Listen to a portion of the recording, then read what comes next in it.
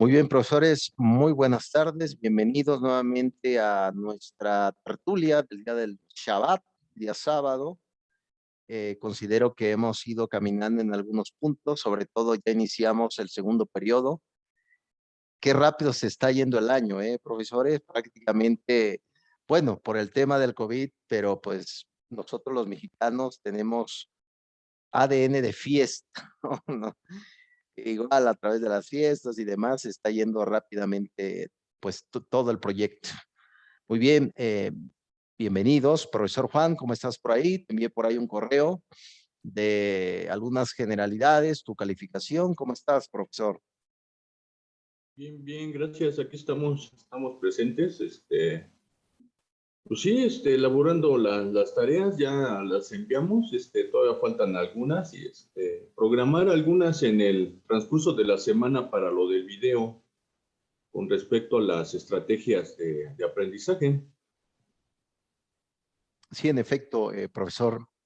Eh, yo creo que también estaría muy bien que ustedes también dialoguen entre los estudiantes, en profesores, solamente la figura del docente y sin duda, bueno, ahorita vamos a ver el tema también un poco de políticas públicas, porque hablamos de competencia educativa, pero no se está llevando a cabo en su totalidad en las realidades de la educación en México, ¿no? Hace falta otras directrices y sin fin, ahorita vamos a ver un poco la reforma educativa del 2019, algunos aspectos generales. Yo inclusive he leído el texto sobre el informe que se envió a la Cámara de Diputados, a la Cámara Baja, a la Cámara Alta también de Senadores, y pues igual sigue centralizado el tema de la educación por parte de la SEP, profesor Juan. Entonces, ese es un dilema muy fuerte porque hablar de competencia es hablar también de una modificación curricular de las instituciones educativas, ¿no? Entonces, no es fácil que un profesor diga, bueno, vamos a aplicar competencias en el lado, sí, pero si la institución no va precisamente al fondo o hay apoyo, pues es muy difícil. Y uno termina, seamos honestos, profesores, uno termina dictando en clases. Yo me acuerdo una vez que fui a observar una clase en mis tiempos de estudiante en la licenciatura, hace mucho tiempo cuando yo era un joven, ahorita pues ya soy un filósofo viejo, ¿no? Entonces fui a una escuela Jean Piaget y la profesora, con tal de controlar el grupo que era muchos jóvenes, terminaba dictando. Entonces, qué constructivismo ni qué meollo, la cosa es controlar. Entonces, eso es muy tipo Michel Foucault, de efecto. Bien, profesor Juan, ¿cómo estás por allá? ¿Cómo ha ido? Ahí donde vives, ¿cómo está el movimiento del COVID? Bueno, por parte de nuestra escuela seguimos igual. Todavía estamos en aspectos de plataformas virtuales. No tiene todavía cuándo vamos a ingresar. Entonces, con respecto a los alumnos, pues todavía entregan los trabajos y pues bueno, es un poco porque sí hay como el desfase, ese desfase de que no lo entregan a la hora que debe de ser, lo entregan ya en la tarde, en, en el supuesto, dentro del proceso, cuando nosotros estamos en el aspecto presencial, pues el proceso lo estamos viendo vivencial. Entonces, ese proceso vivencial a veces es cuando tiene un error, tiene una duda, pues se aclara de inmediato. Y en el proceso, pues no lo vemos. Entregan la tarea y pues ya lo entregan con ciertas, a lo mejor algunos detalles, algunos errores. Entonces, dentro del proceso, pues no es el mismo en el aspecto tanto virtual como presencial. Sabemos que dentro del proceso, cuando uno está haciendo una actividad, de inmediato la duda que tienen se aclara de inmediato y uno ve cómo está cada alumno haciendo su actividad. Entonces, ahí es donde también uno, dentro de la misma evaluación, los mismos aspectos que uno está observando de criterios, está observando a cada persona. Y aquí sí, el observar pues, es difícil porque ellos están haciendo su actividad, pero si ya no colocaron ciertos, se puede decir, dentro de los aspectos del proceso que llevan, pues ya no, pienso que ya no es lo mismo. Tiene razón, profesor Juan. Sin duda, yo creo que hace falta también un autodominio de uno mismo, de exponer prácticamente las tareas del diario, ¿no? A veces un joven, también los adultos, nos pasa que a veces no terminamos desperdiciando el día por hacer otras cosas que no deberíamos de hacer, ¿no? El ocio, dígame si ustedes pasar en el celular te lleva hasta, ve a checar la noticia del Facebook, un ejemplo, terminas estando hasta 3 horas y a veces ni te das cuenta de lo rápido que pasa. Tiene razón, yo creo que esa es la crítica que le podemos hacer a Mark Presky, de hecho, citado por su compañera Edith Flores en el proyecto educativo. Leí tu texto, profesora Edith, hablabas de Mark Presky, en efecto, Mark Presky hablaba de los nativos digitales, pero pues un joven maneja interfaz sencillo, pero ya cuando hablamos de una interfaz más educativo, más elaborado, ahí es donde empieza la dificultad, ¿no? Porque la educación siempre, sí, siempre sigue siendo un tema de dominio, un tema de cuestión, un tema de, sobre todo, de organizar bien la tentativa. Eso es como la crítica que le podemos hacer a Mark Presky. No necesariamente tener un dispositivo significa que sepa o yo lo utilice para la educación, hombre, lo voy a utilizar para espiar a la exnovia, profesor Juan, ¿no? Entonces, imagínense nada más, yo creo que eso es como la crítica que podemos hacer a Mark Presky, sin duda. Creo que la figura del docente, sobre todo, ayuda para que el problema no vaya generando mutación, ¿no? Y al final de cuentas termina confundiendo la parte y la directriz de arreglar todo. Muy bien, profesor Juan, te envié por ahí la calificación, te envié por ahí un correo también de algunas directrices personales, tómalo como un crecimiento personal, en ningún momento yo no soy tu enemigo, ¿no? Entonces yo creo que para el crecimiento, profesor Juan. Muy bien, excelente, profesor Juan. Sin duda, tu estoicismo es más que bienvenido en esta tertulia del sábado. Muy bien, profesora Patti, te vemos como siempre casi inmutable en tu silla, en tu realidad. Profesora Patti, bienvenida. Muy buenas tardes. Qué bueno que doy esa apariencia, doctora. Por ahí te envié el correo, profesora, con la calificación, retroalimentaciones generales, personales. Sí, le agradezco mucho. Aquí seguimos. Vamos a caminar juntos, como dice usted. Pues totalmente, y al final de cuentas, la materia que, bueno, más adelantito lo vamos a revisar, el proyecto también es personal, tu proyecto es eso, terminar el posgrado, buscar nuevas tentativas y demás, y sobre todo la adquisición de un conocimiento, ¿no? Exactamente. Siempre el crecimiento, sea didáctico o personal, pues siempre será beneficioso para cualquier ser humano.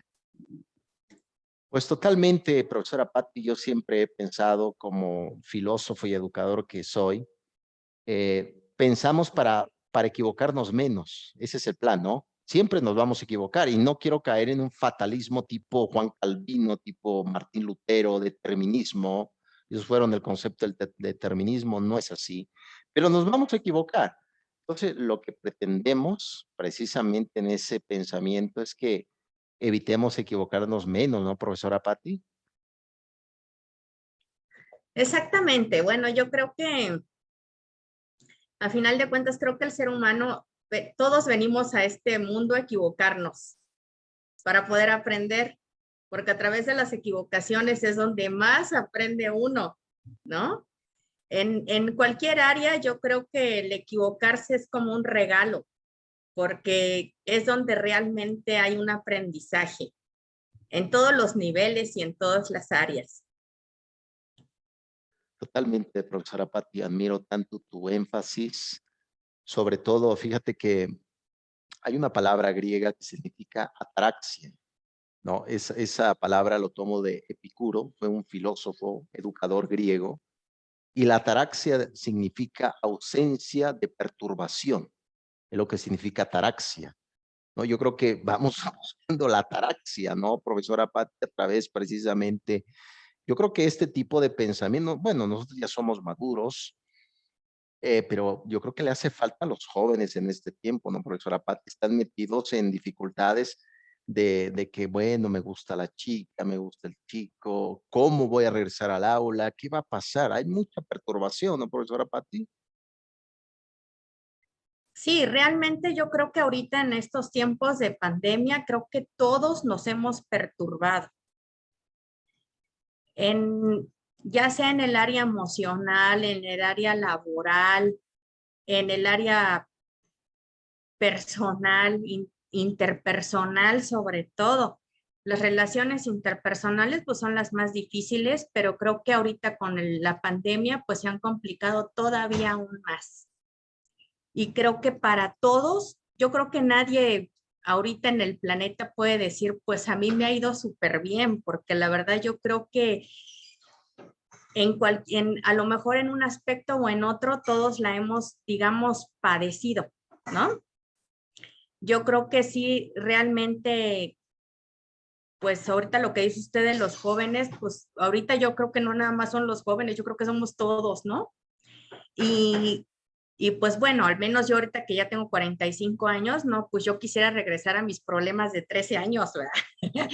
A los de 15, ¿no? Cuando me preocupaba porque no me dejaban ir a las discotecas que me encantaba bailar, ¿no? O porque fui muy bailadora, ¿no? Entonces, esa era como mi gran preocupación, obtener el permiso, ¿no? Y pues bueno, conforme vamos avanzando en nuestras vidas, pues las preocupaciones van cambiando de matices, ¿no? Pero realmente creo que sí, ahorita en pandemia, pues todo se nos ha complicado, ¿no? Ahorita, de hecho, bueno, leyendo todo lo que nos ha mandado a leer y todo, pues ahorita ya estamos en la escuela del futuro, casi, casi, ¿no? O sea, yo creo que en algún momento pues ya ni aulas va a haber ni escuelas, como plantean algunos autores, ¿no? Entonces yo creo que realmente esta pandemia nos ha cambiado a todos. Todo nos ha cambiado, dicen la nueva normalidad, ¿no? Pero creo que sí, realmente sí es bastante complicado, yo creo, para nosotros los adultos contemporáneos, yo creo que sí ha sido como más difícil como adaptarnos, ¿no? De repente salimos y ya se nos olvidó el cubrebocas, ¿no? O ya se nos olvidó la bolsa del súper, porque pues ya ve que ahora en ningún lado dan bolsas, ¿no? Y en cambio ve a los niños de, no sé, 6, 7 años y ya traen el cubrebocas, ¿no? Ni siquiera, o sea, como que son hasta más responsables en ese sentido que nosotros, porque ya están viviendo con eso. Y nosotros pues todavía nos estamos como adaptando, pero sí realmente es complicado, ¿no? Y pues no es lo mismo ahora sí que antes, digamos, las personas que están haciendo, digamos, home office, ¿no? Que de repente pues el esposo se iba a trabajar o la esposa se iba a trabajar, ahora pues estar las 24 horas ahí encerrados, pues sí ha sido terrible, ¿no? Yo creo que realmente ahorita con el cambio de semáforos pues se aliviana un poco esa situación porque pues ya puedes ir, digamos, al súper, al mercado, cosas así en horarios en los que, al menos yo ocupo horarios en los que no hay tanta gente, ¿no? Evito así como estar entre tanta gente, ¿no? Pero sí realmente, híjole, nada va a volver a ser igual, ¿no? Yo creo que, aunque ya digo, yo creo que ahorita ya todos fuimos a la segunda vacuna, hay personas que todavía no creen en la vacuna, que le tienen como temor, ¿no? Por tanta desinformación que hay, pero pues realmente sí creo que esto pues obviamente ya llegó para quedarse, como todos los virus, y pues vamos a tener que aprender a vivir con eso, ¿no? A través de mucho, pues de mucho aprendizaje, de mucha fortaleza, de mucho el perder como el temor, porque bueno, al menos tengo una filosofía, yo no soy filósofa como usted, pero tengo una filosofía de vida. Yo tengo miedo y lo hago con miedo, pero lo hago. Y caminando y llorando, pero caminando. Entonces yo creo que desde esa filosofía, digamos, yo creo que muchas personas pues van a tener que empezar a caminar, porque realmente el mundo siguió girando, todo siguió caminando y nosotros pues muchos nos quedamos como detenidos, ¿no? Entonces sí es una situación pues bastante complicada, ¿no? Para los jóvenes pues más todavía, no pueden reunirse, no pueden ir a conciertos, no pueden hacer fiestas con sus amigos, o sea, muchas cosas a las que ellos estaban acostumbrados de repente se les cortó. Y de hecho estaba viendo una encuesta en la semana en las noticias de que ahorita de 10 jóvenes se suicidan 2, ¿no? Entonces, es una estadística bastante fuerte, estamos hablando de un 20%, ¿no? ¿Por qué? Por la misma situación de esta cuestión de la pandemia, ¿no? Entonces, si nosotros como adultos, digamos que ya tenemos un camino recorrido, ya medio manejamos más o menos las cosas, pues ellos que apenas están como despuntando y aprendiendo a lo que es la vida, que estás en la edad en la que quieres comer el mundo a pedazos y te frenan, híjole, pues es terrible, ¿no? Aunado a todos los problemas psicológicos que se han presentado en esta pandemia, porque los han tenido todos, aunque digan que no todos, los hemos tenido todos ahorita con la pandemia de una forma o de otra. Creo que sí realmente los jóvenes pues han ahorita, pienso yo que a lo mejor de la población quizás serían ahorita los más afectados, los jóvenes. Y ya me voy a callar porque si no, bueno, que me abarco toda la clase. Profesora Patti, yo creo que interesante lo que acabas de decir. Yo creo que hay varias como variables aquí encontradas. Yo creo que el análisis, por ejemplo, de la juventud, hay que ver también para los jóvenes quiénes son sus héroes, ¿no? A veces un joven termina siguiendo a un youtuber que tiene hasta 30, 20 millones de seguidores, que hace, no sé, pero ese youtuber resulta que es el menos indicado para darte un consejo de cómo vivir en la vida. Hay que también no perder de vista a quién sigue un joven. A veces un docente que tiene por ejemplo, su canal o X en este mundo de la tecnología, lo siguen apenas, no sé, 10, 12 personas. Porque curiosamente la basura literaria se vende más, ¿no? Tiene mayor, es más atractivo. Hay que perder de vista a los jóvenes a quién están siguiendo ahora, ¿no? Entonces, de hecho, no sé si usted ve en la noticia de esta mujer youtuber que está ahorita en prisión en la Ciudad de México, ¿no? Por el tema de pornografía infantil, etcétera. Y tenía Y esta muchos chica, John seguidores. Stop, En efecto, ella, muchos lo seguían, pero bueno, dice uno, bueno, yo no voy a buscar en un youtuber cómo solucionar mi vida, no lo voy a encontrar ahí, hay otro camino, ¿no? Yo creo que ahí entra, en efecto, el tema educativo, pero no hay que perder de vista, profesores, ya vamos a entrar ahorita en materia de competencias, que no todo el discurso educativo siempre es positivo. No todo el discurso educativo siempre es positivo. Dentro del discurso educativo también hay aspectos pesimistas, comentó la profesora Patti. Por ejemplo, Iván Illich, él decía que la escuela debe de morir. Pero bueno, recuerden muy bien que como la institución como educación viene desde muy antiguo, desde la historia de la humanidad. Yo, de hecho, escribí un artículo sobre Egipto, el pueblo de Egipto, y había un lugar que le llamaban la Casa de la Vida, era una escuela donde se estudiaba a través de la escritura cuneiforme y fue evolucionando a lo largo de la historia. Pero la escuela, curiosamente, era un lugar apartado de lo social. Recuerden la teoría de Rousseau, que decía que cuáles son los condimentos para el aprendizaje. Uno de los condimentos que lo tomó José Vasconcelos en su libro Ulises Criolló fue un lugar de silencio. Vean ahora, si yo tengo que tomar clases en la cocina, en el comedor, a veces hay muchos distractores para el aprendizaje. No hay que perder de vista esto. Para que uno aprenda debe haber condiciones necesarias, ¿no lo creen, profesores? Yo creo que ese tema, yo no estoy de acuerdo con Iván Illich, de hecho vivió aquí en Cuernavaca, conocí a Paulo Freire. Ellos eran pesimistas del concepto educativo. La escuela no solamente es un lugar, en efecto, donde se enseña, también es un lugar donde a veces el niño come mejor que en la casa, es un comedor mejor, hay interacción, lo comentas bien, profesora Patti, etcétera.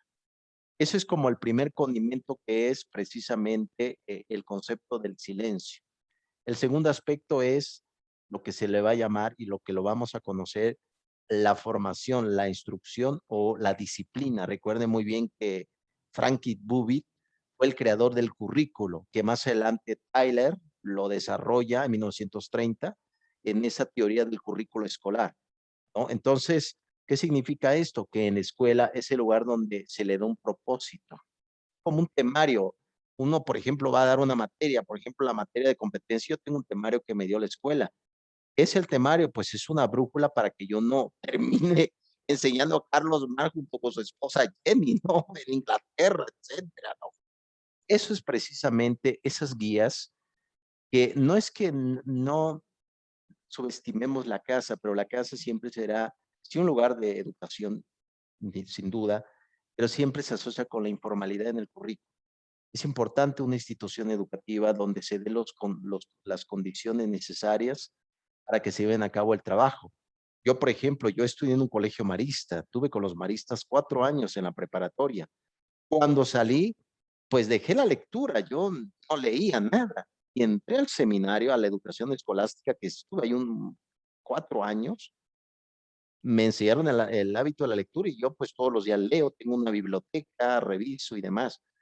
Y eso puede ayudar en efecto porque eh, la vida debe tener disciplina para aprender, ¿no? Yo creo que no se puede generar un aprendizaje del caos. Yo creo que interesante lo que acabas de decir, profesora Patti.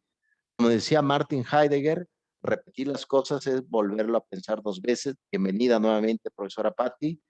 Profesora Edith, te veo por ahí muy reflexiva, muy crítica, muy por ahí te envié un correíto y demás. Profesora Edith, bienvenida. Gracias, doctor. Buenas tardes a todos. Sí, doctor, tal como lo señala, agradezco mucho su retroalimentación. Señalábamos la importancia de tener una retroalimentación no solamente cuantitativa, sino también cualitativa, porque al fin y al cabo, pues seguimos siendo estudiantes, como dice Patti, seguimos aprendiendo y estamos en el camino. Totalmente, profesora Edith. Sin duda ese camino a veces no, no, no se proyecta tan positivo, a lo mejor tiene también aspectos negativos, pero pues la cosa es caminar, ¿no, profesora Edith? Sí, aquí, exactamente, exactamente. Bueno, no tengo mucho que decirle con esto de caminar, porque yo creo que todos lo hemos hecho desde nuestra realidad y hemos tenido que ser especialistas en liderazgo, en gestión del tiempo, en, en toma de decisiones, en calmar las aguas, como dice Patti, ¿no? Porque al fin y al cabo aquí son diferentes, en las casas somos diferentes caracteres, diferentes perspectivas, con adolescentes, con mentes un poco más apaciguadas, otras más con interés de otras cosas. Entonces, esa parte de ir congeniando intereses es, es realmente importante para la familia, pero es difícil. Por ejemplo, esta semana sí, fue una semana no cansada, pero muy productiva, yo podría decir. Entonces, yo creo que todos estamos igual y estas pláticas así como que ayudan a ver otras realidades y decir, ay, pues no estamos tan perdidos, ¿no? Es una realidad que también es compartida, que también nos vemos en esa situación, por ejemplo, lo platica el profesor Juan, de que ya los alumnos tienen que autogestionarse, ya no en el aula se llevan todas las actividades, comparto esa visión, comparto la visión de Patti, donde también en el aspecto de que tenemos adolescentes y hay que enfocarlos hacia una realidad, no tanto hacia los youtubers, por eso sí me veía meditando, porque precisamente entre semana estaba hablando con mi hija que la máxima youtuber se llama Kimberly Loaiza, la mexicana, y tiene 33 millones de seguidores. Y le decía a mi hija, hoy no inventes, o sea, es casi un tercio de nuestra población. La influencia que tiene y sobre todo los contenidos que se están pues haciendo llegar a nuestros niños. Sí es bueno así como que qué es lo que están viendo nuestros niños, qué intereses tienen, pero también hay que dirigirlos hacia otro tipo de intereses. Claro, sin dejar de ser ellos mismos, porque al fin y al cabo también forman parte de esa adolescencia. También decir, oh, mira, te voy a hablar de Marx o Platón, ¿no? Porque también es necesario para ellos conocer esos temas para establecer comunicación con sus iguales. Pero existen estas dos ambivalencias que son necesarias de cubrir. Interesante, profesor Edith, como siempre, sin duda, la realidad también resulta contradictoria en este presente. Vemos muchas contradicciones. El aula, en efecto, debe de generar un pensamiento totalmente reflexivo de nosotros mismos y pues de vez en cuando preguntarnos si realmente esto tiene valor o no. Sin duda, a veces nuestra sociedad, nosotros mismos terminamos consumiendo basura, ¿no? Y esa basura pues no tiene prácticamente pues sustancia. Inclusive yo hace poco estaba platicando con mi esposa porque platico de la clase, de cómo me fue, de la rebeldía de ustedes, profesores, platico con mi esposa. eh, y ella me comentó precisamente como actualmente tiene varios pacientes, ella tiene posgrado en psicología y ella me platicaba que a veces los papás envían a los hijos vacíos al mundo, ¿no? Hay un vacío moral también, ¿no? Dentro de uno mismo. Y yo platicaba con ella y la invité inclusive para que participe en competencias educativas de mi esposa. Entonces, a lo mejor más adelante les dé una pequeña charla sobre algunos puntos psicológicos, que son temas que no son de mi dominio. Yo soy un viejo filósofo, pero considero innecesario precisamente saber algunos aspectos de cómo abordar la dificultad, cómo ir trabajando.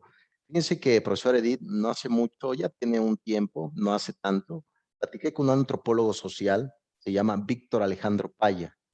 Él hizo una investigación sobre el suicidio en el Estado de México. De hecho, fue a las prisiones, Barrientos, y bueno, gracias a él descubrimos que el culto a la muerte viene de las prisiones en México, curiosamente, en antropólogo social, y en su libro El don y la palabra describe las cartas del suicida. Y a veces uno pensaría, bueno, el que se quita la vida es el que no tiene cosas materiales. Curiosamente, los suicidas que analiza Víctor Alejandro, todo lo contrario, tenían muchas cosas, ¿no? A veces el exceso de materia también nos confunde, ¿no, profesor Edith?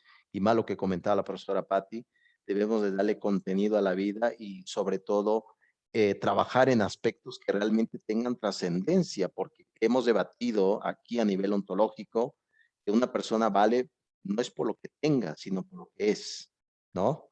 Entonces, eso es importante. Pero hay otro punto importante, profesora Edith, y lo comentas bien. Recuerden, tocando a Platón, Platón fue un filósofo peligroso, muy peligroso. Si uno profundiza en la República, esos 10 libros de la República, se darán cuenta que Platón estaba a favor de una raza superior, ¿no? Que los artesanos, es decir, las personas de un estatus bajo deben de quedar ahí para mantener al estatus alto de los guerreros. Y Platón prácticamente llegó a comentar que la educación se encuentra en la piel. El color de la piel, decía Platón, determina la superioridad de una persona. Interesantísimo lo que decía Platón, ese es un racismo. Fíjense, en los griegos existía este tipo de concepción, actualmente así es. Y era el análisis precisamente, profesor Edith, de este grupo de haitianos que iban rumbo a Estados Unidos. ¿Qué hubiera pasado si hubieran sido rubios de color, ojos de colores? ¿Cómo hubiera sido la bienvenida? ¿No? Como que la piel para Platón determinaba la educación, pero eso es mentira, ¿no?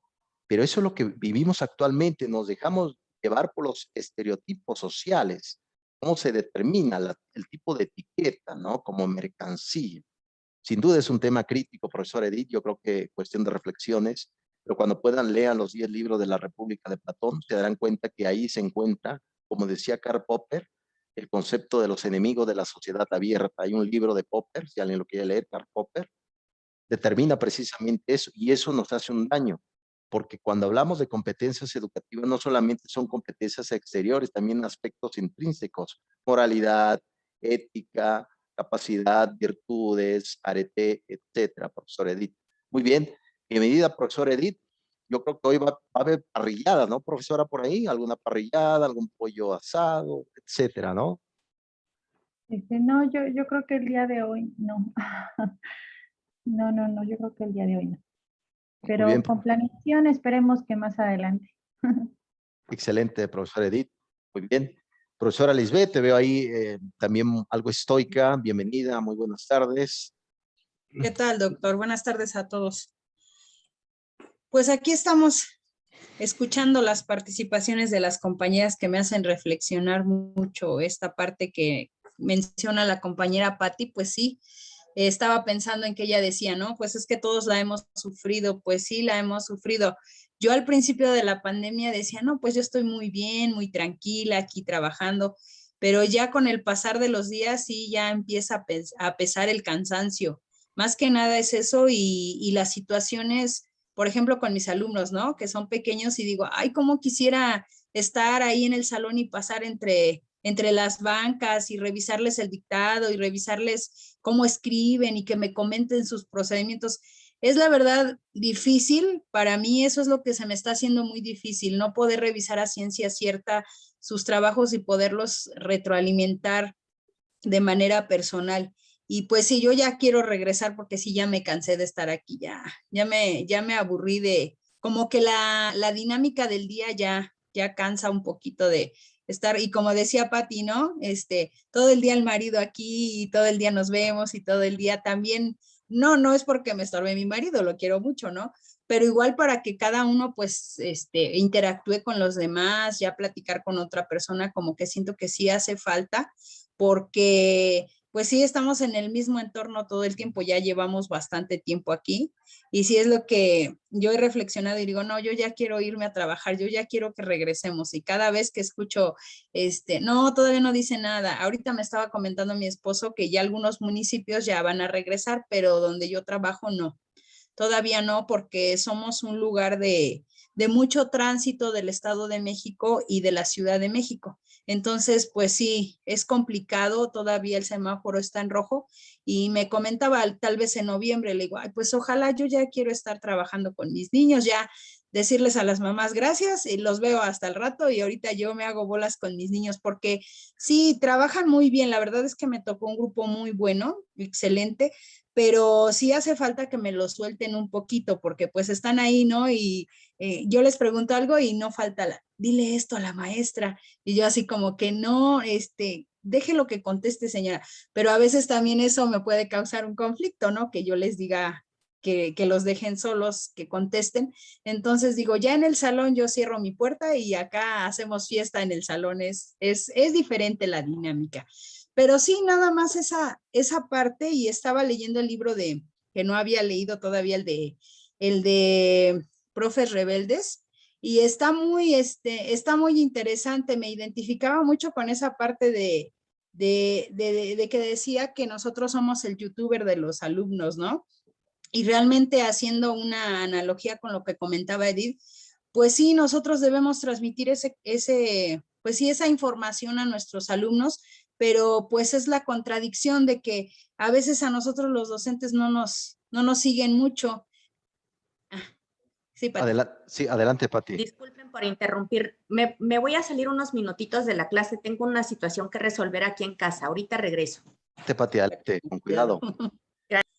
Retomamos, profesora Lisbeth. Sí, y yo es lo que platicaba con mi hijo el otro ciclo escolar, que me decía, es que, ¿qué crees, mamá? Que yo tengo un maestro que él tiene un canal de YouTube que sube lo de sus carros y no sé qué. Le digo, ¿y cuántos seguidores tiene? Ya no sé qué cantidad me dijo, pero eran muy pocos. Le digo, ¿y por qué no lo siguen? Dice, pues es lo que nos comenta, que él siempre nos invita, pero no les gusta el contenido que él maneja ahí. Le digo, ay, le digo, mejor que andan viendo otras cosas, deberían de ver lo del profe. Y dice, sí, ¿verdad? Yo sí lo voy a seguir. Pero sí realmente pues es complicado, ¿no? Porque a veces a los jóvenes o a las personas en general, pues no les interesan mucho los temas, como decía Edith, que ver la vida, por ejemplo, de Platón, de Sócrates, de, no sé, otro Schopenhauer, teórico. ¿no? De Ajá, Schopenhauer. escuchar a lo mejor una melodía de música clásica, etcétera. O sea, nos vamos, ¿qué escuchan algunos jóvenes, no? Su reggaetón, su perreo, y dices, Maluma, Jesús profesora, bendito, Maluma. no, está decente Maluma, pero yo he escuchado otros, de verdad que tengo aquí unos vecinitos que, ay Jesús, yo cuando escucho me persigno porque digo, ¿qué es eso? O sea, eso es música, y me dice mi esposo, escúchala, te va a gustar, pero me hace burla, ¿no? Y le digo, no, es que de verdad que estamos en una época muy difícil, le digo, en nuestra época no escuchábamos eso, y a veces escuchamos música de la de antes, ¿no? Le digo, eso sí esas sí son canciones, esas sí, o sea, ¿qué decía? Nada más lo que gustaba era el ritmo, pero en sí no tenían letra, casi es lo que analizábamos de una. Y, ay, no, lo que escuchan los jóvenes sí es vergonzoso algunos, y lo escuchas en el tianguis y lo escuchas en las tiendas, ¿no? Estás comprando y estás así, pero realmente cómo sí ha cambiado la sociedad, ¿no? Cómo hemos cambiado mucho y a partir de tantas situaciones, por ejemplo, ahorita el COVID, todo lo que se ha generado, siento que yo pienso que cuando regresemos a trabajar, en mi caso, no sé qué voy a hacer, siento que va a haber muchas problemáticas. A mí eso es lo único que me abruma. Todas las problemáticas que vamos a vivir, tanto de los papás como de los niños, que ahorita no se ven porque pues estamos en una pantalla, pero ya cuando regresemos, pues yo me imagino que voy a ver de todo y digo, ay, ¿qué voy a hacer? Sí, eso sí, sí siento que se me va a complicar un poquito. Totalmente, profesora. Yo creo que ese sentir enriquece nuestra clase. Yo creo que algunas variables interesantes, ya para pasar a nuestra materia. Sí, en efecto, considero, por ejemplo, en el tema del matrimonio, yo igual con mi esposa, aquí pues la casa, gracias a Dios, es grande y cada quien está en sus cosas, pero cuando uno, por ejemplo, va a dar clases de forma presencial, se actualiza el lenguaje, se actualiza el acontecimiento y hay de qué hablar, ¿no? Porque dice, ah, fíjate que fui a la escuela, hay plática, se hace plática y demás, pero estando en la misma realidad, ¿de qué platicamos?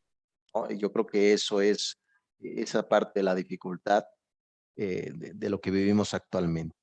En efecto, la mayoría de esas músicas, el reggaetón, etcétera, al final de cuentas es violencia hacia la mujer. Si uno analiza bien la letra, hay violencia, sin duda, ¿no? Entonces, yo creo que hay que analizar muy bien este punto, porque ahorita totalmente hay algunos puntos. Les recomiendo un libro por ahí, profesora Lisbeth, es un profesor francés llamado Guy Lipovetsky. Guy Lipovetsky tiene un libro que se llama La Era del Vacío. La Era del Vacío. La Era del Vacío analiza el profesor Lipovetsky este acontecimiento del cambio que ha existido, porque recuerden bien, inclusive le he comentado a profesora Lisbeth, no todo progreso no todo lo nuevo es lo mejor para el ser humano, ¿no? A veces, fíjense, por ejemplo, los judíos, hace 3 días yo di historia de la religión, les hablé del judaísmo con mis otros muchachos, eh, y les comentaba que los judíos piensan del presente hacia el pasado, ¿no? A veces lo mejor está en el pasado y la mayoría de nuestra pedagogía, profesora Lisbeth, viene del pasado, viene de los grandes que nos han ayudado a pensar nuestro presente. Y es difícil. Yo creo que Lipovetsky nos va a ayudar mucho a pensar la era del vacío. Pues como estamos vacíos, se presta para el suicidio, ahora actualmente que estamos hablando. Decía una persona con mucho contenido, ¿por qué yo quiero vivir 100 años? Porque hay sentido, hay cómo trabajar. Yo creo que en efecto, profesora Lisbeth, en la forma de estar con tus niños en el aula, se forja el carácter, porque no solamente la palabra educa, también educa el cuerpo, el movimiento, hay educación a través de esa concepción. Interesante, profesora Lisbeth.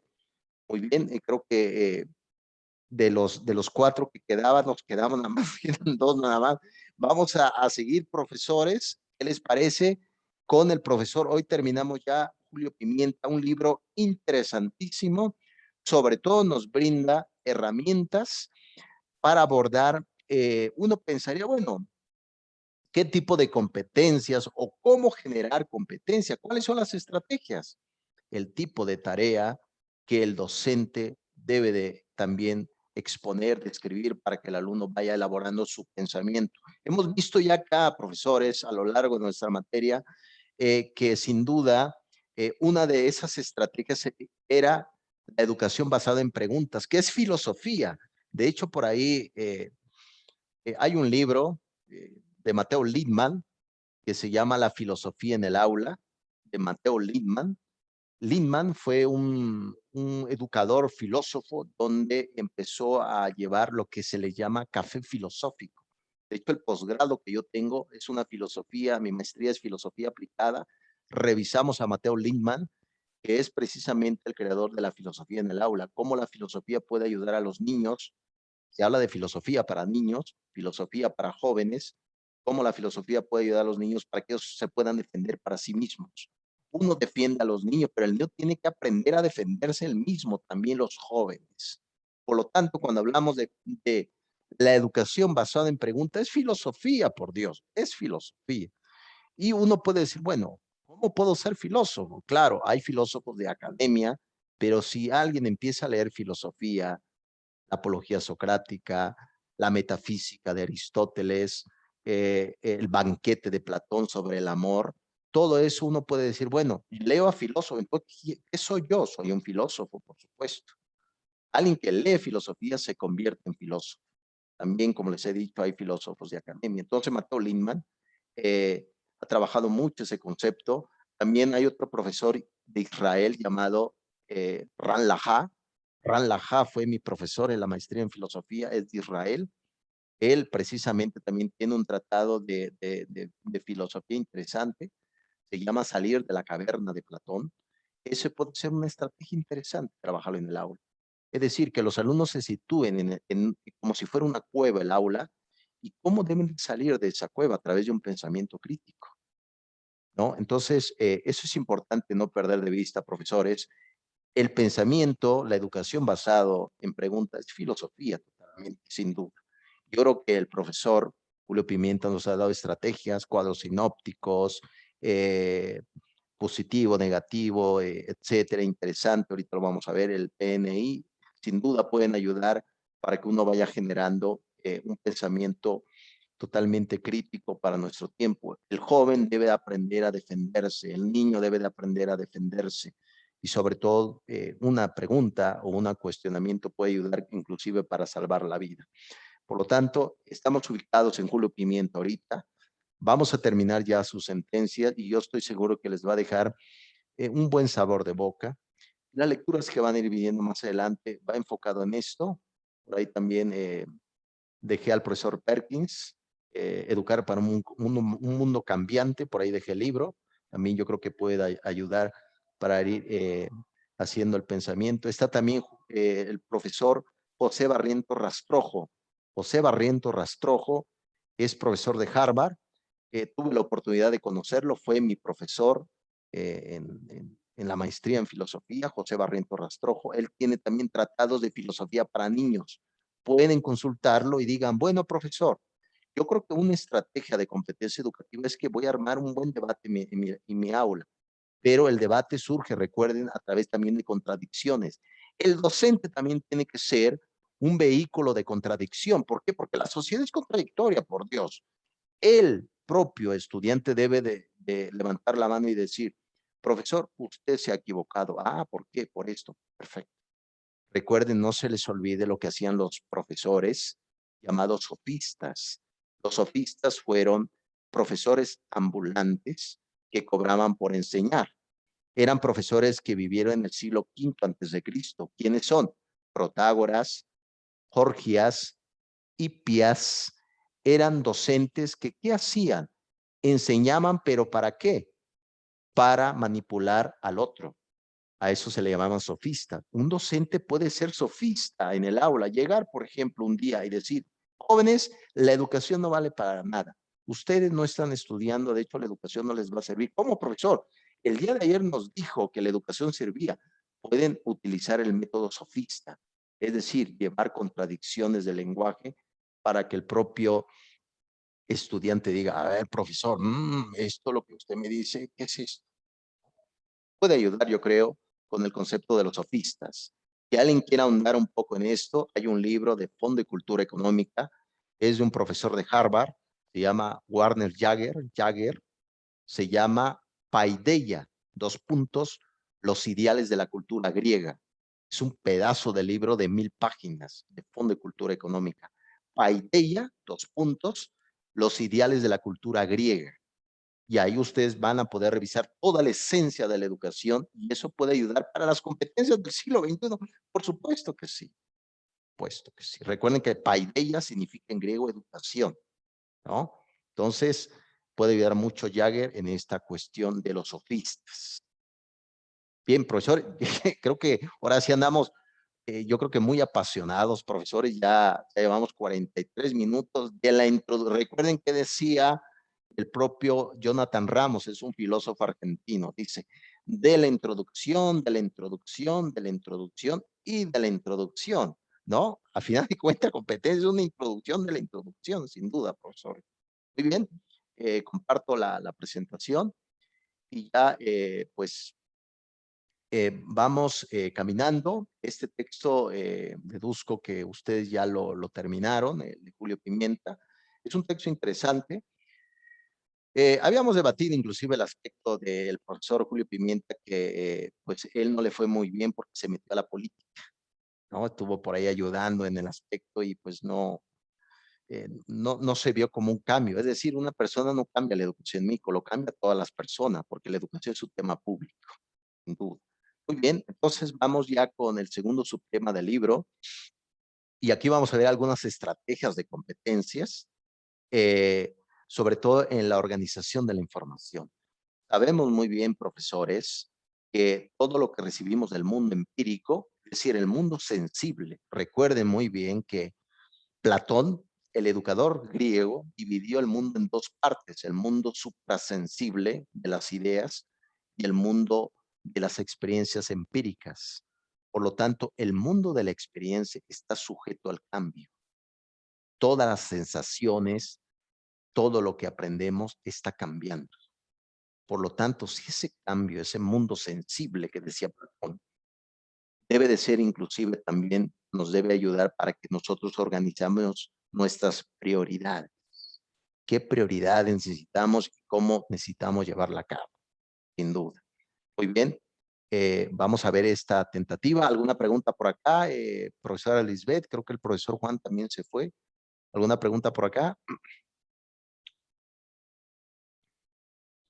No, solamente, bueno, un pequeño comentario. Sí. Por ejemplo, ahorita que estamos trabajando esto de las estrategias en cuanto a los organizadores gráficos, yo, aunque mis alumnitos son pequeños, trato de introducirles esta parte, ¿no?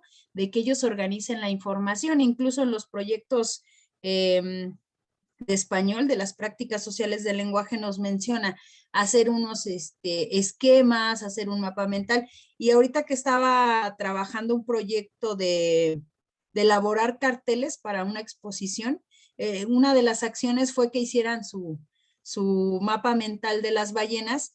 Y la verdad es que me llevé bastantes sorpresas porque sí fue un mapa mental que lo organizaron bien los niños y que yo les estaba compartiendo la presentación y fuimos armándolo entre todos con las aportaciones de ellos. Y me dice un niño, maestra, pero ¿por qué estamos haciendo eso? ¿Por qué no escribimos todo en el cuaderno? ¿Por qué no lo pasamos?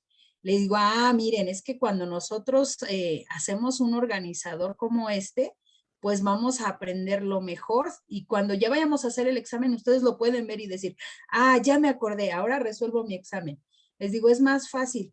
Ay, no, pues sí, entonces no hay que pasar todo al cuaderno, me decían los niños.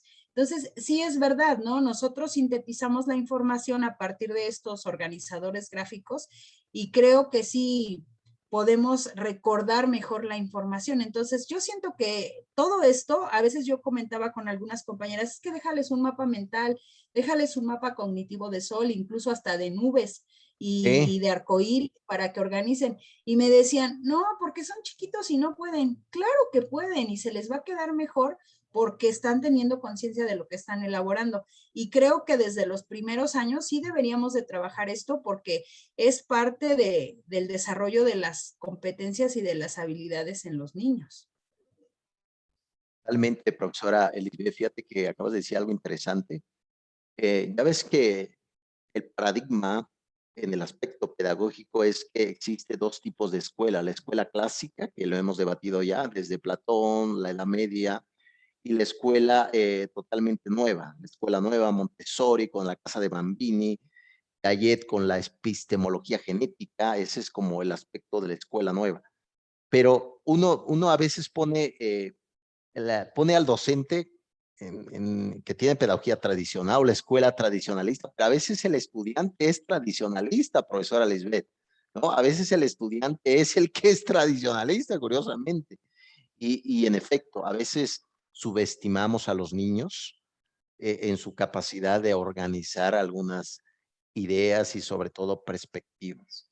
Yo creo que la piedra se ha lanzado ya y yo creo que esa piedra puede generar ciertas estructuras, ¿no? Y en efecto, yo creo que en la forma como el docente pide la tarea, en la forma como el docente pide la investigación, también puede ocasionar que el niño pueda ir desarrollando competencias para este siglo XXI, ¿no? Cuando uno está en el trabajo te piden resultados. Cuando uno está inclusive en cualquier circunstancias, prácticamente la vida es resolver, ir resolviendo con base a las capacidades. Entonces, hay que ir trabajando a través de eso.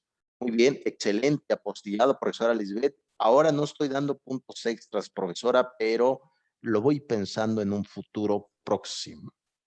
Bien, Mándeme una estrellita como a mis niños, les digo, bueno, no les puedo dar estrellitas, aquí estrellita. las tengo, ya las compré, pero les pongo una estrellita aquí en la pantalla. No es cierto, maestro, ¿eh? Es una broma. No, no te preocupes, profesora, nada más bajo de calificación, nada más, pues de que... Ay, yo no voy a hablar entonces. no, no, profesora, no, no. Bien, excelente. Bien, dentro del segundo concepción, muy bien lo comenta la profesora Lisbeth, tiene, recuerden que hay como también varios paradigmas, de esos paradigmas del siglo XX de la UNESCO, ahorita hay otros paradigmas, ¿no? Aprendizaje, aprender a estar, etcétera, ¿no? Entonces, este aprender a aprender es que el alumno, no estando el docente presente, siga aprendiendo, ¿no? A mí me ha tocado, no sé usted, a veces uno en la combi va leyendo pues, en el libro, a veces peligroso porque te pegas en la cara, ¿no? Prácticamente Heráclito te acaba de pegar en la cara, ¿no? Es increíble. Muy bien, dentro de estos organizadores gráficos, el profesor Julio Pimienta nos brinda también otras estrategias. Primera premisa, cuadro sinóptico. Yo creo que todos hemos hecho cuadro sinóptico. Yo inclusive en el doctorado nos pedían mucho también cuadros sinópticos en la Universidad de Veracruz. Entonces yo creo que también te ayuda mucho como a hacer gran síntesis, ¿no? Recuerden que no todo lo que se escribe es de utilidad. No todo en la realidad es de utilidad para el sujeto cognoscente. Recuerden la palabra cognoscere, que significa llegar a conocer, cognitivo, de ahí viene la palabra llegar a conocer. No todo llegar a conocer es de utilidad dentro precisamente de la realidad del sujeto. ¿Por qué? Porque lo vamos a ver más adelante. Dentro de las inteligencias múltiples no todo aprendemos de forma igual. Hay una gran diversidad en la parte epistemológica, sin duda.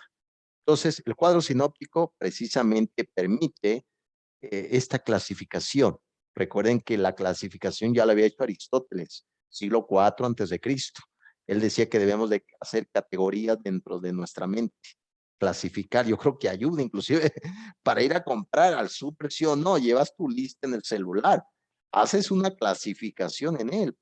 ¿Qué te ayuda? Ahorras tiempo, ahorras trabajo, etcétera. También ayuda en la parte educativa, sin duda. Esa es como una de las premisas, el cuadro sinóptico. Muy bien. ¿Están tomando nota, profesores? Sigo con la siguiente diapositiva. Excelente. Bien, en el cuadro sinóptico, aquí precisamente viene una variable de cómo se puede llevar a cabo. Aquí sin duda recuerden muy bien que los conceptos surgen a través de un postulado, a través de una tesis argumentativa.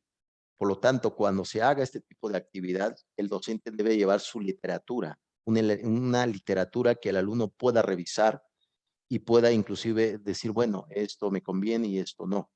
Se habla de una jerarquía que les había comentado y sobre todo la relación que existe en cada concepto. Las ideas, como decía Mateo Quirós, Mateo Quirós es un profesor de Oxford, yo inclusive, yo no sé inglés, profesores, no tengo sé griego y latín como filósofo, pero el inglés no me sale, nada más me sale chicken, goodbye, etcétera, etcétera. Pero tengo un traductor donde me traduce todo, claro, no lo traduce a la perfección, pero me acaba de traducir ese libro de Mateo Quirós, se llama los orígenes prácticos de las ideas, es profesor de Oxford. Acaba de publicar, es un joven muy talentoso y demás, y hablaba precisamente que las ideas tienen su historia, las ideas se relacionan, lo que vivimos en la sociedad, profesores, es lo que vivimos en la sociedad. Este tipo de correlación, si alguien puede rastrear de dónde surge el concepto y cómo lo puede llevar a cabo, sin duda puede tener una buena clasificación y una idea totalmente práctica para llevar a cabo las tareas de la vida. ¿Qué tareas de la vida? El joven se relacione mejor, el joven tenga una buena relación en casa, pueda llevar a llevar sus tareas, tenga una diversión sana. Hasta ahí llega la competencia educativa, por supuesto que sí, por supuesto que sí. Cuando uno ve más allá de lo evidente, suena como He-Man, pero no es la caricatura de He-Man. Cuando uno ve más allá de lo evidente, te das cuenta precisamente que cuando hablamos de que un docente tiene innovación en su cómo pide las tareas, la escuela está generando sin duda estrategias de competencias educativas. Pero no se queda ahí, lo lleva más allá del concepto de la vivencia del propio estudiante. Bien, prosigo. Bien, aquí precisamente habla de la utilidad que pueda tener este tipo de estrategias. Se habla precisamente nuevamente de los conceptos, el pensamiento. A veces estamos desorganizados, seamos honestos, profesores, a veces no nos sale muy bien los planes y demás,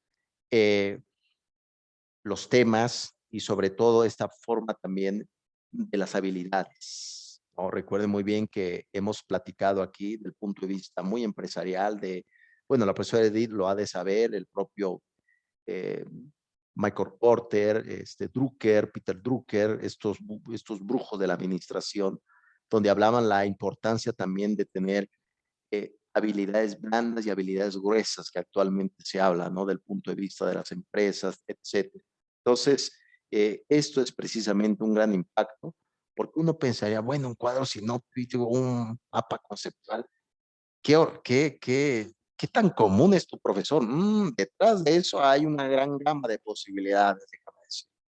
Hay una gran gama de posibilidades. Pero bueno, eso es importante tenerlo presente, profesores ilustres. Muy bien, prosigo con la tertulia de hoy porque, híjole, se nos ve el tiempo, profesores.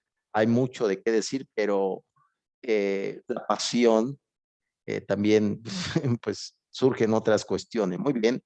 Y aquí precisamente viene un pequeño ejemplo, les digo, llevar una literatura al aula para analizar las tareas y demás. Yo creo que el docente, una de las herramientas que utiliza y es parte también del protagonismo pedagógico del aula, es la literatura, ¿no? Pero no se les olvide esto, no es con lo que hacemos, por ejemplo, yo les exijo mucho leer, ¿no? Pero porque estamos ya en un nivel ya demasiado superior, ¿no? Pero, por ejemplo, a un joven de prepa, a lo mejor un joven de secundaria, de primaria, pequeñas hojas, ¿no? 2 cuartillas, 3 cuartillas, 5, pequeñas dosis, ¿no? Para que digan, bueno, revisen esto y junto pues hagan esa tentativa y demás. Ese es el ejemplo y es precisamente lo que nos da esta concepción de ir relacionando esta concepción de estos conceptos, ¿no? Esto es precisamente lo que comenta el profesor Julio Pimienta. Y yo creo que ojalá que les ayude, profesores. Seguiremos viendo más estrategias, sin duda.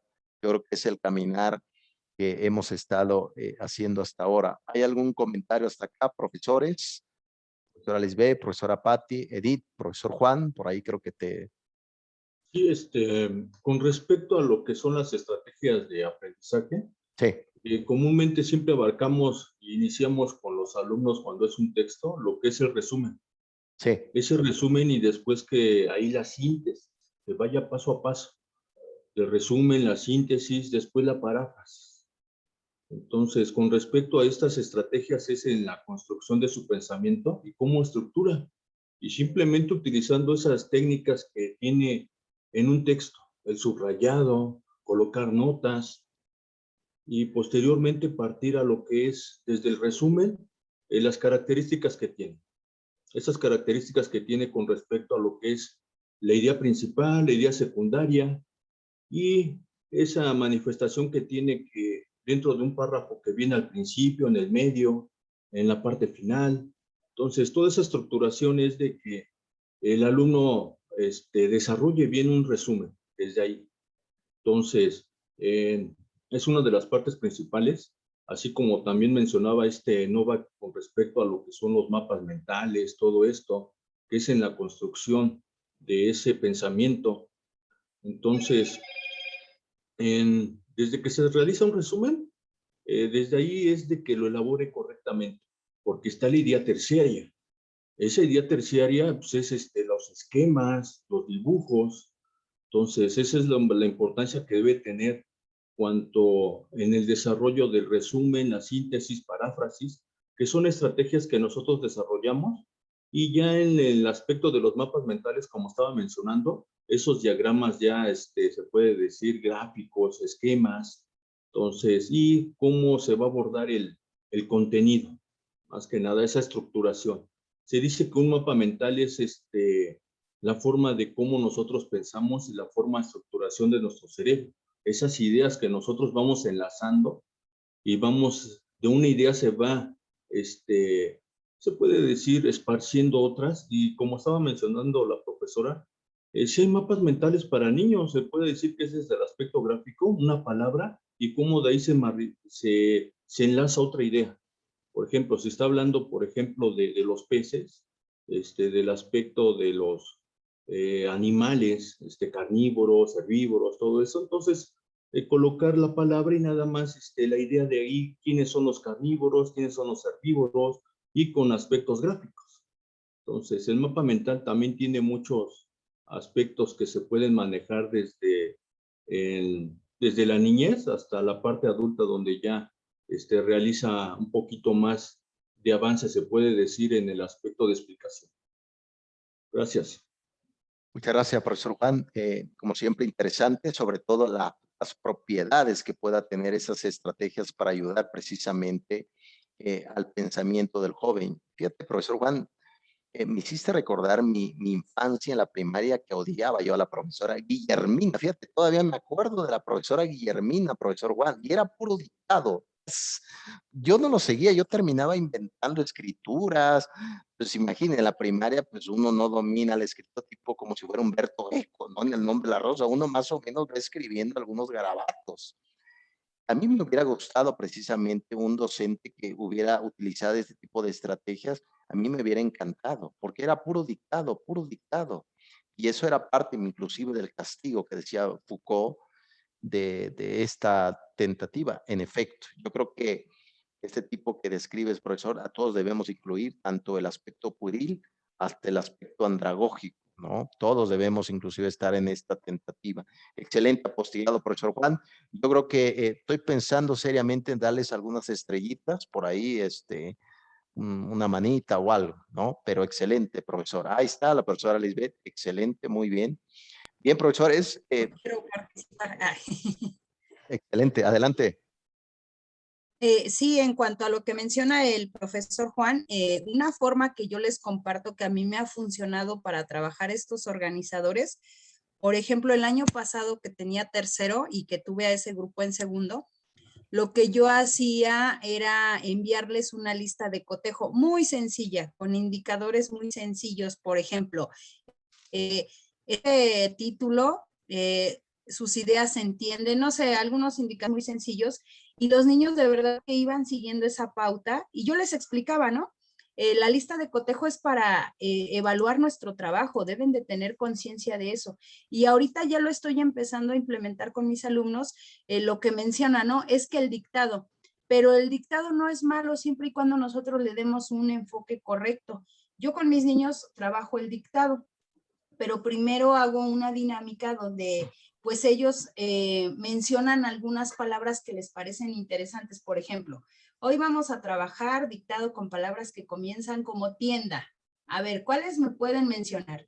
Y a partir de ahí ya comenzamos a hacer el dictado. Pero aquí algo que yo he implementado y que considero que les apoya mucho a la adquisición del proceso de lectura y escritura es que ellos también evalúan su trabajo. Terminamos de hacer el dictado y yo en la pantalla voy escribiendo las palabras.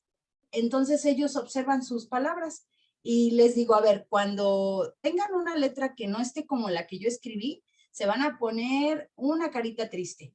Y cuando sí esté bien, se ponen una carita feliz. Y la verdad es que sí ha apoyado mucho al avance. Yo he visto los trabajos y les digo a las mamás, mándenmelos como lo escribieron. No les modifique nada. Y sí veo el avance porque los niños están conscientes de que se autoevalúan. Entonces, yo siento que esto, la autoevaluación en listas de cotejo y hasta en rúbricas, yo lo trabajaba cuando estaba en presencial, la exposición con niños de segundo, les daba su rúbrica a cada quien, se las imprimía y les decía, se van a fijar cuando su compañerito exponga, a ver, ¿cómo lo vamos a evaluar? Y los niños de verdad que me decían, ¿hoy no me va a dar rúbrica, maestra? Pero una rúbrica tan sencilla, pero de alguna manera sí vamos impulsando ese proceso de los niños con estas formas de evaluarse. Y pienso que si nosotros bueno, yo por ejemplo en mi caso, si hubiera conocido el concepto de autoevaluación, pienso que hubiera mejorado en muchos aspectos que ahorita siento que son áreas de oportunidad. Entonces, sí se puede bajarnos al nivel de los niños con todo esto que estamos analizando, porque es parte del proceso y siento que cuando ya sean grandes, pues ya van a tener un panorama más amplio. Nada más. Aprecio, profesora, como siempre, tu apostillado, tiene razón. Yo creo que, por ejemplo, en el arte del dictado también debe haber un propósito también, no solamente castigar y sobre todo ir pues haciendo un concepto hermenéutico, ¿no? Interpretar, saber interpretar, porque muchos leemos, pero a veces no sabemos qué estamos leyendo, ¿no? No estamos ubicados ahí y sobre todo la interpretación que podamos dar. Interesante, profesora Lisbeth, excelente, muy bien, profesores. Muy bien, ya para ir terminando, porque ¿qué les parece si no tenemos receso y terminamos, yo creo que a las 2? ¿Qué les parece, profesores? Voy a hacer como la reforma eléctrica, la voy a poner a votación de todos. ¿Nos quedamos hasta las 2 o cómo lo ven, profesor Juan?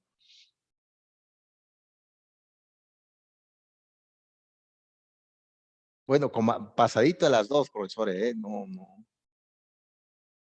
¿Cómo vamos para allá, profesora Patti? ¿Estás de acuerdo o quieres un pequeño recesito? Claro, alguien si quiere hacer una escala, adelante, no hay problema, pueden salir y demás. Oye, a mí sí me gustaría un receso. ¿Sí? Bueno, a mí sí, ¿verdad? Pero no sé a los demás. Profesora Edith, ¿cómo vamos por ahí? Como gusten, profesor, también si es después de las 2, de las 3, de las 4, tampoco no hay problema. Ok, muy bien. Como somos mayoría, apreciable profesora Patti, si gustas, date un tiempo y pues pon tu cámara así cancelada y luego vienes a la sesión. ¿Qué te parece?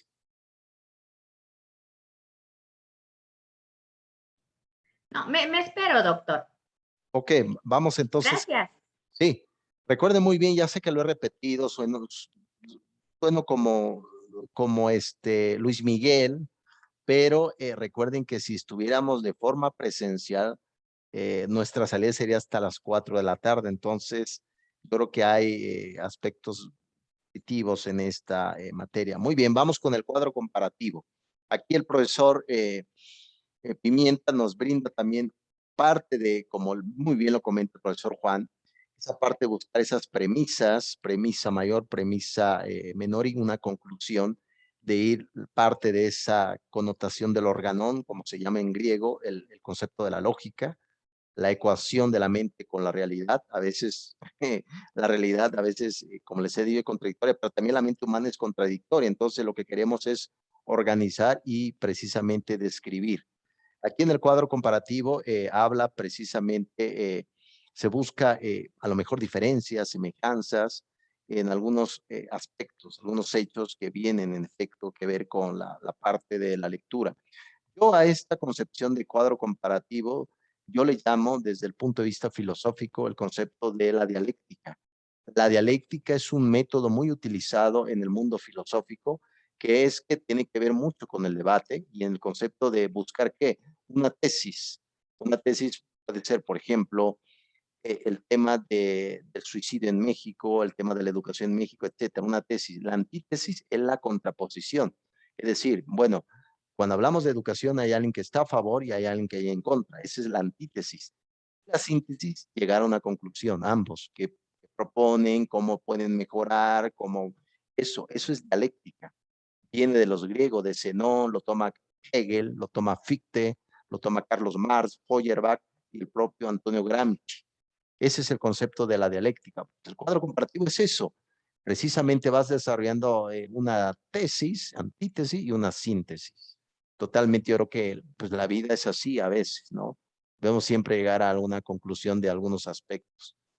Pues el tema del aborto es eso actualmente, ¿no, profesor? Es una dialéctica. Hay contraposiciones fuertísimas. Ahora estaría interesante llegar a una síntesis, ¿no? ¿Qué llegamos, qué concluimos de todo esto? Hace falta concluir.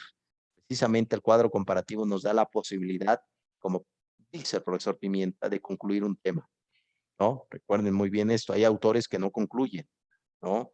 Si ustedes, por ejemplo, leen algunos autores de la historia, si leen a Tomás de Aquino, a Buenaventura, ven que hay temas que no concluyen, lo dejan abierto. ¿Por qué? Hay escritores que sí lo hacen. ¿Por qué? Porque quieren que el lector haga su propia conclusión, ¿no? A veces dejan precisamente que alguien haga su propia deducción de cómo terminaría esta historia, ¿no? Entonces, yo me acuerdo que yo cuando leí, de hecho mi esposa ha leído ese libro, Cumbres Borrascosas de Emily. Odio yo ese libro porque terminó feo, Cumbres Borrascosas, pero yo creo que el lector hizo eso, hizo una dialéctica, dejó inconclusa precisamente para que alguien haga corajes como yo, pero cuidado con la bilis, profesores, cuidado con esa bilis. Muy bien. Cuadro comparativo, sin fin de cosas. Bien, prosigo. Y aquí precisamente viene, el profesor nos dice cómo debemos de llevarla al ámbito educativo, al ámbito donde estamos. Sobre todo aquí precisamente, sin duda, este tipo de actividades que nosotros hagamos comparaciones, hagamos similitudes. La profesora Lisbeth habló de la doxografía. La palabra doxográfico viene del griego que significa cotejo de opiniones, ¿no? Ese concepto de cotejar ayuda bastante para tener precisamente alguna connotación. El aula de clases, profesores, siempre va a ser un tema de controversia. Si todos los alumnos están de acuerdo con algo, cuidado con eso, cuidado. Siempre va a haber un alumno que diga, profesor, yo no estoy de acuerdo. Eso es precisamente el ámbito educativo y eso es lo que enriquece una democracia. La educación es una democracia, el aula de clase es una democracia. Cada uno tiene forma de pensar. Por lo tanto, yo creo que esta herramienta puede ser de utilidad para que ustedes lo tengan en mente en el concepto de estrategias de competencias educativas. Digo, profesores, porque ya terminamos. Quiero ya entrar ya con nuestra penúltima materia. Aquí viene otra connotación. ¿Qué utilidad puede tener? ¿No? Sin duda, recuerden que comentarios hay muchos, pero comentarios buenos hay pocos. Todo el mundo opina, todos opinamos, todos decimos cosas, pero queremos que esa opinión, como se dice en griego, doxa, sea significativo y sobre todo contribuya. Todo el mundo hace coraje, al demonio, todo esto, pero ¿qué estás aportando de todo esto? ¿No? Yo creo que eso es precisamente el objetivo de esta actividad, de esta estrategia, que pueda ayudar precisamente esta concepción de categorías, ¿no? Recuerde muy bien las causas que decía Aristóteles. ¿Cuál es la causa formal? ¿Cuál es la causa material? La escuela, ¿no? ¿Cuál es la causa final? La educación. ¿Cuál es la causa eficiente? ¿Cómo se llevó a cabo ese aprendizaje? Con este tipo de actividades. Yo les había comentado, por más que un docente tenga estas habilidades, este pensamiento siempre revolucionario, siempre va a haber un obstáculo que es la institución educativa, ¿no? El currículo tiene que renovarse, debe de haber un currículo flexible. Recuerden que dentro del currículo existe 3 partes, ¿no? Hay un libro que se llama Diseño y Evaluación Curricular de la editorial Trillas, de la profesora Marta Rato Casarini. La profesora Marta, en este libro de Diseño y Evaluación Curricular, divide el currículo en 3 partes. El currículo formal, que deberíamos de que las materias, los objetivos estén enfocados en esto. El currículo real o vivido, el docente, cómo lleva a cabo su actividad. Y el currículo oculto es todo aquello que sucede pero que no está por escrito. Por ejemplo, un alumno que insulta a su compañera, a ver, tienes un punto menos. No está anotado, pero ese es el currículo oculto. ¿Qué otra actividad? El docente prepara su clase. No tienen por qué saber cómo prepara su clase el alumno. Ese es el currículo oculto, ¿no? Entonces, ese tipo de estructura puede ayudar para construir el tema del currículo. Recuerden muy bien que la reforma del 2019 que se envía a la Cámara de Diputados, en ese tiempo de Estema Montezuma, se habla precisamente de reformular. Recuerden que la evaluación, el INE, como se conocía a partir del 2006, en el 2019 desaparece. México actualmente no está en la prueba PISA, ya no está. Entonces, ¿cómo se debe de evaluar? Si es un departamento del magisterio docente. Pero hay un problema. ¿Por qué? Porque la SEP sigue haciendo los planes, sigue haciendo las materias para las escuelas normales en México. Y los profesores de las escuelas normales dicen, queremos nosotros tener nuestra propia autoridad y hacer nuestros propios temas, nuestras propias materias. Ese es el gran conflicto que hay en tema educativo en México. ¿Por qué? Porque la SEP centraliza todo, pero toda la realidad en México no se puede diluir en un solo producto que es la Secretaría. Entonces, eso es importante no perder de vista, profesores, en este tema para que se utiliza. Muy bien, y aquí el ejemplo, precisamente, nuevamente viene esta concepción del cuadro comparativo, donde aparece propiedades, donde cómo uno lo puede llevar a cabo y poder ir organizándolo y demás, ¿no? Voy a rajatabla, profesores, porque el tiempo se nos va rápidamente. Eso es lo que se hace, eso es el debate actualmente, lo que viene. Yo creo que más adelante, a lo mejor, ya al final de la materia de competencia, les voy a compartir el texto de la reforma educativa hasta el 2024, qué se está proponiendo, qué cosas no se han hecho o qué cosas se quieren llevar a cabo. Recuerden muy bien que, por ejemplo, en el 2013, con el propio Emilio Chaifet, viene el proyecto que se llama Pacto por México y viene el concepto de la evaluación educativa, ¿no? Pero la evaluación no tenía ningún tinte de competencias. ¿Por qué? Porque se fijaba en el resultado y la evaluación, una verdadera evaluación, se tiene que fijar en el proceso. Lo que se propone actualmente es que se evalúe el proceso, se mejore el proceso, no solamente el resultado, ¿no? Entonces se habla de una evaluación formativa, no evaluación solamente sumativa en el aspecto pedagógico. Por lo tanto, yo creo que esta tentativa puede ayudar inclusive para dar auge en el aspecto de claridad. Muy bien, profesores, espero no estar hablando tan rápido como si fuera yo un diputado que estuviera hablando en la Cámara precisamente la Cámara me siento así como diputado, ¿no? Bien, vamos a la tercera tesis, correlación. Bien, otro concepto. Aquí precisamente esta correlación se asocia como ese modelo. Recuerden que la palabra átomo lo inventó un presocrático llamado Demócrito. Él pensaba que existía unos componentes muy pequeños que existía y que eso llevaba a cabo a través de la parte física, lo dijo Demócrito. Entonces, este concepto atómico tiene esa forma como tipo átomo, es lo que imaginamos, ¿no? Como debe de estar. Esa es la otra actividad didáctica, correlación. Muy bien, profesores, ¿alguna pregunta hasta acá? ¿Cómo vamos, profesor Juan?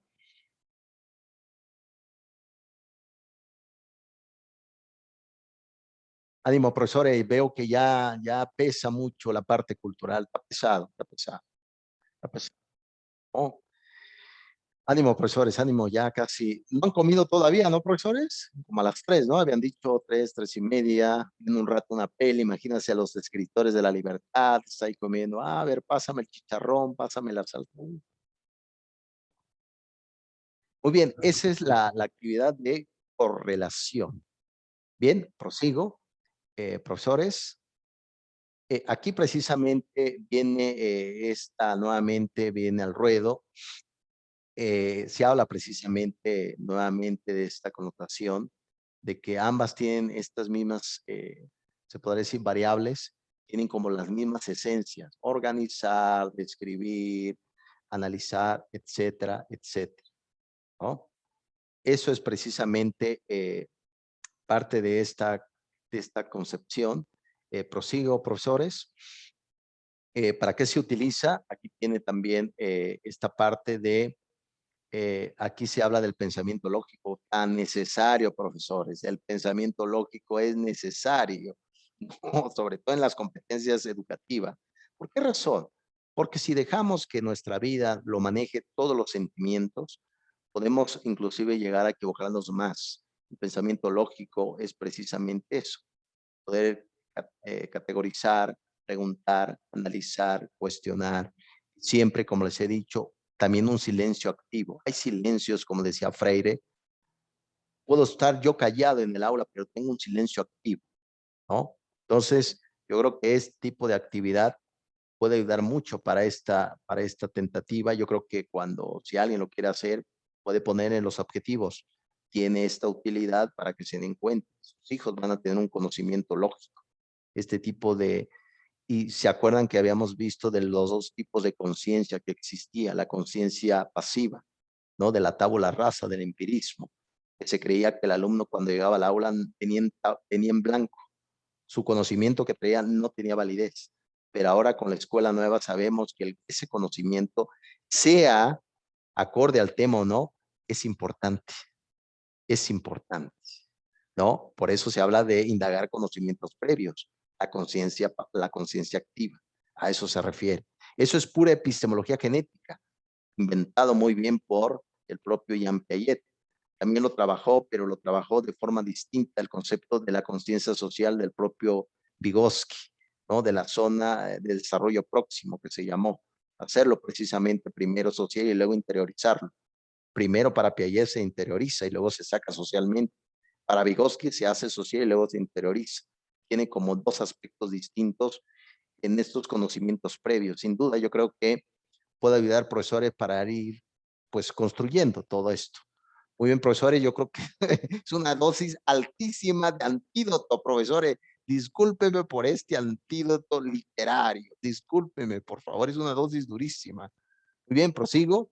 Y aquí precisamente viene un ejemplo de este tipo de Demócrito, tipo atómico, ¿no? En esta de ir como acercando el concepto. Ayuda bastante, sin duda, profesores, considero, y es viable precisamente cómo podemos ir como acercándonos un poco más a esta tentativa. Todavía me hace falta muchas presentaciones, entonces yo creo que aquí lo voy a dejar, profesores. La siguiente, vamos a volver a comentar al profesor Pimienta, para no quedarme tanto y ver otras estrategias, ¿no? Si no, aquí me puede llevar hasta las 5 de la tarde, profesor, y yo creo que me van a odiar, voy a ser el más odiado, ¿no? Entonces, eso es precisamente las generalidades. Y me gustaría cerrar con, bueno, aquí venía la sexta sesión, que es hoy, a las configuraciones finales. Viene diagrama de causa y efecto. Este diagrama, con eso termino. Esto, profesor Edith, tú lo has de conocer, el diagrama de Ishikawa, muy utilizado en las empresas, ¿no? Para detectar precisamente, hace falta también esto. Porque el problema no surge de la nada, un problema no viene del cielo, un problema, es decir, el problema surge a través de aspectos materiales, de acciones que no se llevaron o no se arreglaron adecuadamente. En efecto, cuando hablamos causa y efecto, nos recuerda Ishikawa en el diagrama de pescado, es precisamente esto lo que nos comenta el profesor Pimienta. Aquí sin duda, cuando en las anteriores diagramas se describía una realidad, aquí se debe de describir un problema, ¿no? Es muy distinto. Vayamos a las causas. A veces uno no puede explicar toda la realidad, pero si vamos por las causas podemos encontrar precisamente que algunas cosas tienen sentido y explicación, sin duda. Bien, profesores, y ya pues eso es con respecto a causa y efecto. Y aquí precisamente cómo se realiza este diagrama. Se habla de un pez y cada vez que hablan de pez a mí me da hambre, profesor, disculpe por esta analogía. Disculpe. La analogía también puede ser una gran estrategia en el aula, una comparación con aspectos también de la realidad. Entonces, se hace precisamente esto y se va haciendo como la descripción poco a poco de algunos aspectos de la propia tentativa. Se habla de lluvia de ideas, se habla precisamente de la discusión. Ustedes saben que esa discusión ayuda mucho, sobre todo para ir depurando y dejar que también algunas normativas sean más adecuadas para llevar a cabo esta connotación, ¿no? Ojalá, profesores, que el profesor Julio Pimienta, el libro ya lo tienen, si alguien lo quiere leer. Yo, inclusive, el día de ayer casi lo terminé de leer, y eso que leo muy despacio, profesor Juan. Yo leo muy despacio y me desespero. Quisiera tener una lectura veloz, pero leo muy despacio, como me recuerda a Aquiles y la tortuga, ¿no? Así me recuerda. Bien, profesores, eso es. ¿Para qué se utiliza? Aquí viene como prácticamente lo favorable de todo esto. Analizar, sin duda. Problemas abundan, ¿no? Luego, Una vez yo tuve un alumno que siempre llegaba tarde a la escuela y luego le decía, oye, pero ¿por qué llegas tarde? Es que me pasó esto, tocó la combi, entraron ahí, se inundó y le dije, oye, qué vida tan emocionante tiene, pásame un poco de problema porque mi vida es muy tranquila, pasa todo, cae meteoritos impresionantes. Claro, era un tono irónico, pero esos son los problemas que pasan, profesor, ¿no? Causas, recuerden que hay 4 causas desde la educación aristotélica: causa material, causa formal, causa eficiente y causa final, ¿no? Varias causas. Por ejemplo, si habla un tema debatible, yo lo he debatido también y lo hemos hecho, bueno, el tema del aborto, debatido, ¿no? Pero la causa final, ¿qué es? El aborto. ¿Cuál es la causa eficiente? ¿Qué lo ocasionó? Vayamos por las causas eficientes. A lo mejor podamos solucionar antes de llegar al aborto. No lo sé. Esas son las causas precisamente muy aristotélico. Diferenciar, comparar, etcétera, ¿no? Y aquí viene un pequeño ejemplo, ya con eso termino. Este pequeño diagrama, este aspecto del pez, donde considero que puede ayudar mucho y lo pueden ustedes utilizar para, viene también otro actividad que es del pulpo, que es, etcétera, del sol. Profesora Lisbeth, hablabas también de una actividad ahí, pero yo creo que la siguiente semana lo vemos porque ya llevo casi 1 hora y media con una sola materia y me preocupa muchísimo por el tiempo, ¿no? Aquí está, profesores. Es así como debemos de abordarlo, es así como debemos de hacerlo y sobre todo considero y hago la deducción que puede ayudar sobre todo para que la educación sea más dinámica, ¿no? Recuerde muy bien esto, que no todas las clases que damos es lo mejor. Hay días que damos clases horribles. Y no es porque un docente no prepare el aula. Las emociones influyen siempre en el aspecto pedagógico. El alumno viene enojado, no comieron bien, se levantaron mal, aspectos biológicos, etcétera, etcétera. Bien, profesores, contra todo pronóstico, voy a dar un pequeño receso porque los veo ya un poco cansadones, necesito que den un poquito de agua ahí, caminar un poco. Nos vemos, ¿qué les parece? Son 1:36, ¿qué les parece? 2 minutos, ¿no? No, ¿qué les parece si nos vemos 1:45, ¿no? Tomemos un pequeño recesito, venimos, y creo que nos prolongamos un poco hasta las 2:30 y ahí ya finalizamos. ¿Qué les parece? Sale, vale, profesores, muy bien, son muy tranquilos. Hasta luego, profesores.